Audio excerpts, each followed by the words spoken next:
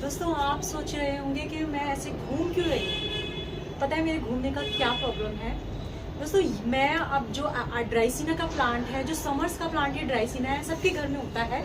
Normally सबके घर में ये वाला प्लांट तो होता ही है, मैं अक्सर ही देखती हूँ। तो आज मैं अपने जितने भी ड्राइसिना है ना, मैं आपको दिखा भी देती हूँ स्क्रीन पे। तो इन सब की करने वाली हूँ प्रूनिंग, हार्ड प्रूनिंग करने वाली हूँ दोस्तों। और अगर आपके पास भी ये प्लांट है तो आप भी इसकी हार्ड प्रूनिंग कर लीजिए। मगर जो सोचने का जो विषय है वो ये है, मैं क्यों परेशान हूँ, क्योंकि इन सबसे ना दो दो प्लांट बनने वाले हैं। तो अगर इसके दो 4, 6, 8 और एक 10, मैं 10 गमले कहाँ से लेके आऊँ। और ये वाली प्रॉब्लम मेरे साथ नहीं है, ये एक हर गार्डनर के साथ है कि इतने सारे गमले, मिट्टी का इंतजाम, जगह का इंतजाम कहाँ से करें, क्योंकि टेरेस तो इतनी सी है ना, इसी में ही कैसे एडजस्ट करें इन प्लांट्स को। वैसे तो हम गार्डनर्स हमेशा प्लांट्स को एडजस्ट कर ही लेते हैं। मैं कितने प्लांट्स अपने गिफ्ट कर देती हूँ, रिलेटिव्स वगैरह को दे देती हूँ, मगर फिलहाल ना मेरे पास बिल्कुल भी पॉट वगैरह फ्री नहीं है। पूरा जो गार्डन है ना वो भरा हुआ है और अभी समर्स की बहुत सारी तैयारी करनी है। तो मैं इनकी करने वाली हूँ प्रूनिंग। और पता है पते की बात ये है, तो हार्ड प्रूनिंग करके जो इनकी स्टैम्स होगी ना, मैं इन्हीं के ही गमले में डालूंगी और वो ग्रो भी हो जाएगी। दोस्तों ये जो टाइम है ना, ड्राइसिना की प्रूनिंग का बेस्ट टाइम है। तो आप भी अपने प्लांट की प्रूनिंग कर लीजिए। प्रूनिंग कैसी करनी है ये आप इस वीडियो में देखेंगे, और किस किस चीज़ों का ध्यान रखना है ये भी आप देखेंगे। मैं आपको ड्राइसिना की केयर के बारे में भी बताने वाली हूँ। इसको बनाते समय, इसको अगर आप नर्सरी से लाते हैं तो इसकी मिट्टी कैसे बनाएं, इसको रिपोर्टिंग करने का कब टाइम है, तो सारी आप इस वीडियो में जानने वाले हैं। वीडियो को लास्ट तक देखना और बिल्कुल भी स्किप मत करना, क्योंकि एक एक चीज ऐसी है अगर आपने मिस करी तो प्लांट खराब भी हो सकता है। तो चलिए दोस्तों फटाफट से हम इसकी प्रूनिंग कर लेती हैं, और 5 प्लांट से हम 10 प्लांट बनाने वाले हैं। तो चलिए, तो दोस्तों प्रूनिंग करने के लिए हमें क्या चाहिए, हमें चाहिए एक अच्छा शार्प टूल। ये आप देख रहे हैं, इसका स्क्रीनशॉट ले लीजिए इस तरीके से। और हमें चाहिए सैनिटाइज करने के लिए, यानी कि इसको क्लीन करने के लिए। ऐसा होता है कि दोस्तों हम कभी किसी और प्लांट को इसको कट करते हैं तो उसके जो भी प्रॉब्लम होती है ना, कुछ भी जो भी उसमें इंसेक्ट्स की प्रॉब्लम या अदर कोई प्रॉब्लम होती है, तो वो हमारे इस प्लांट में भी लग जाती है। तो हमेशा कभी भी प्लांट की प्रूनिंग करें, सॉफ्ट करें, हार्ड करें, हमेशा अपने टूल्स को क्लीन कर लीजिए। तो ये मेरे पास रूटिंग हार्मोन है, तो ये भी इसके लिए बेस्ट होता है। या आपके पास डेटॉल है तो आप डेटॉल से भी कर सकते हैं, या आपके पास सैनिटाइजर है जो कि हम कोरोना में यूज करते थे, तो उससे भी आप सैनिटाइज कर सकते हैं। तो ये तो रही दोस्तों फर्स्ट बात की सबसे पहले प्रूनिंग करने के बाद ना, मतलब प्रूनिंग करने से पहले आपको अपना टूल को सैनिटाइज करना बहुत जरूरी है। सेकंड दोस्तों, आप ये प्लांट देख रहे हैं, मैंने ये प्लांट जो है ना सेमी शेड में रखा हुआ है। अभी भी आप देखिए इसके कितने सारे ब्राउन पत्ते हो गए हैं। तो हम इसकी प्रूनिंग करेंगे जितना हमें इसे लेंथ में चाहिए। जैसे मैं आपको ये वाला प्लांट बता देती हूँ, तो अगर मुझे ये प्लांट यहीं से बड़ा, मतलब यहीं से इसके मल्टीपल ब्रांचेस चाहिए, तो मैं इस प्लांट को ना यहीं से ही कट कर दूंगी। तो इस प्लांट को मैं यहाँ से कट करने वाली हूँ। ये देखिए, तो एक नया प्लांट बनेगा और जल्द ही मैं आपके साथ वो भी शेयर करूंगी, अपनी न्यू ग्रोथ शुरू कर देगा।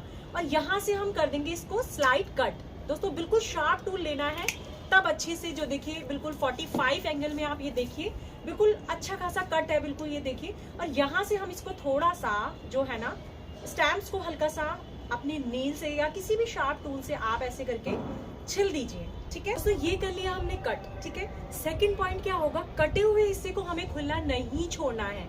या तो आप इसमें प्लास्टिक की कुछ भी पॉलिथीन रैप कर लीजिए, कोई भी आपकी ट्रांसपेरेंट पॉलिथीन होती है, बिल्कुल टाइट से रैप करना है। दूसरा, अगर नहीं है तो आप हल्दी लगा सकते हैं, दालचीनी पाउडर लगा सकते हैं। तो ये क्या होता है, आपके प्लांट्स को फंगस नहीं लगने देती है। और मेरे पास तो ये साफ का फंगिसाइड है, ये बेस्ट होता है। आप किसी भी नर्सरी शॉप से ले सकते हैं, ऑनलाइन शॉप से ले सकते हैं, जहां सीड्स मिलते हैं आप वहां से ले सकते हैं। तो ओपन एरिया को हमें बिल्कुल भी खुला नहीं छोड़ना है। दोस्तों जैसे जैसे मैं जो स्टेप्स हैं वो बता रही हूँ, उसको फॉलो करिए, नहीं तो आपका प्लांट खराब भी हो सकता है। और फिर आप मुझसे बिल्कुल मत कहना कि मैम हमने यही किया था और मेरा प्लांट जो है वो खराब हो गया। तो दोस्तों सबसे पहले मैं कर लेती हूँ थोड़ा सा गुड़ाई, ताकि एयर सर्कुलेशन बना रहे, ठीक है। क्योंकि हमें ना, मैं प्लांट के लिए दूसरा गमला नहीं ले रही हूँ, ठीक है। मैं इसी में ही लगा रही हूँ, ताकि मेरा प्लांट ना अब 2 टहनी से आएगा, बल्कि यहाँ से भी इसमें मल्टीपल ब्रांचेस आएगी, तो मेरा प्लांट जो है वो और भी घना दिखेगा। ये देखिए इस तरीके से मैंने इसकी कर ली गुड़ाई। ये देखिए इस तरीके का एक टूल ले लीजिए जो बिल्कुल इस टाइप से होता है। ये बर्फ को जो खोदते हैं ना, वो वाला टूल है। तो मैं इसी के ही साथ में, आप इसी के ही साथ में, ये देखिए मैंने एक हल्का सा गड्ढा कर लिया है। और ये मैंने स्लाइड कटिंग जो करी थी ना, इसमें मैं लगा रही हूँ रूटिंग हार्मोन। देखिए ये लगाना जरूरी नहीं है अगर आपके पास रूटिंग हार्मोन नहीं है। मेरे पास स्प्रे वाला रूटिंग हार्मोन है, ये बेस्ट रहता है। सूखे वाले में क्या होता है, पाउडर फॉर्म में हम उसी में उंगली डालते हैं या अपना कटिंग को डालते हैं, तो कोई दूसरे प्लांट की जो प्रॉब्लम होती है वो हमारे इस प्लांट पे भी लग सकती है। तो ये बेस्ट होता है। अगर आप लेना चाहते हैं तो ये मैंने ऑर्गेनिक रूटिंग स्प्रे है, आप ऑनलाइन सर्च करेंगे अल्काटी स्टोर से तो आपको मिल जाएगा। तो मैं इसको सिंपल इसी वे में यहाँ पे अंदर डाल दूंगी, लगभग 2 से 3 इंच, क्योंकि भारी कटिंग है। तो दोस्तों अच्छे से आपको इसको अंदर डाल देना है। और आप ये देखिए, क्योंकि मेरी मिट्टी जो है ना अभी बिल्कुल मॉइस्ट है, मैं इसमें पानी भी नहीं दे रही हूँ। और अब आप देखिए प्लांट कितना खूबसूरत लग रहा है, आप ये देखिए। तो इस तरीके से आप कर लीजिए। जब आपको लगे कि आपकी उस ब्रांच में या इसमें न्यू ग्रोथ शुरू हो गई है अच्छी खासी, तब आप लगभग 1 महीने बाद आप इसकी रिपोर्टिंग भी कर दीजिए प्लांट। ठीक है, जब प्लांट की रिपोर्टिंग कर देंगे तो ये और भी अच्छे से ग्रोथ करेगा, क्योंकि मेरा भी ये प्लांट ना रूट बॉन्ड है।